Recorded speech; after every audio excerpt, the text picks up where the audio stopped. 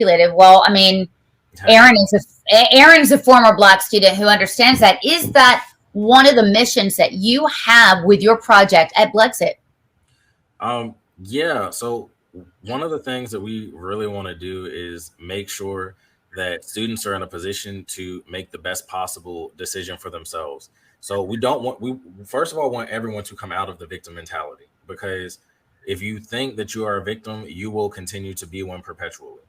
But once you have learned the true history of America, what it is that we have done as Black people in America, and what America has purported to be and lived Yeah. up to this point, once you learn about free markets and how to stay out of poverty or come out of poverty, once you learn how to stay out of the criminal justice uh, system, after you've learned those things, I mean, you're in great position to be a well functioning adult. So, with that information, we want people to decide from that point what is the best decision for you. You might live in an area where there's someone that I wouldn't vote for in North Carolina, but in your area, it would make sense to vote for that person. We want you to be a well educated voter and to go out and make the best decisions for you and your family. That's right. That's right. I mean, we believe in school choice here, but the problem with Republicans is that they've spent years saying that we're not going to fight for the public schools. We're going to fight for school choice and school choice only. But look, they've washed their hands of getting into the culture war. And now Education First Alliance is the first conservative group that's really looked under the hood of public education to see what's going on. We can't just say school choice, and damn the torpedoes. I mean, this is America. When there are widespread human rights abuses, as there are in public schools, it is our duty to step in and fix that. I mean, charity starts at home. Wouldn't Hmm. you agree? I would definitely agree. We Yeah. If you're not starting at home, then you're not really gonna get much done. It's like you can clean up the whole outside of your neighborhood, but if you're going home to trash on the walls, then you haven't really fixed the situation. Right. I mean, what moral grounds does this country have to stand on if we are allowing massive civil rights abuse and human rights abuse to happen in our schools? I mean, stereotyping again, scapegoating, collectively punishing. We've seen a lot of that. It goes both ways. It's not right, period. It's not right for white teachers to do it to Black students or Black teachers to do it to Asian students. It's just flat out wrong. And oh, by the way, that is a universal freaking value.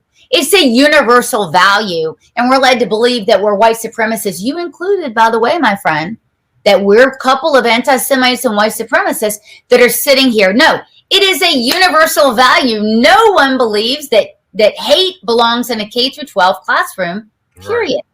I mean, we learned when I was in elementary school, we learned the golden rule: treat others the way that you want to be treated.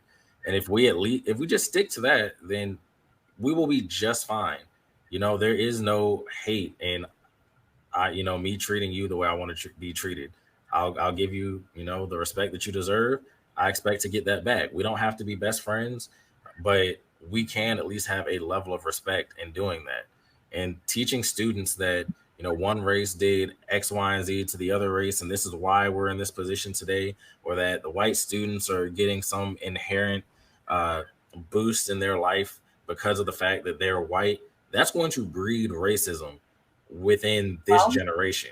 And that's one of the dangers that we don't want to end up seeing. If I'm told my whole life that you're going to get more money when you go to a job, you're going to get the job just because of virtue of you being white, and then I'm going to end up being shot and killed by a police officer who mm, looks like you just because I'm Black, then I'm going to resent white people, and I'm going to have a fear of white people. And you don't want to see that, because it's going to end up rerunning us back into where we were pre civil rights, where we need separate but equal, schools, bathrooms, restaurants.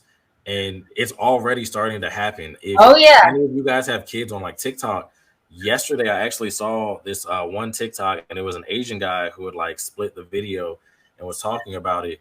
It was a Black girl who was talking about how the civil rights movement and everyone coming together to use the same products was a bad thing, because Now we have all of this racism when black people just wanted to be left alone. And I'm like, no, that's not what they wanted. We wanted to be in the fray.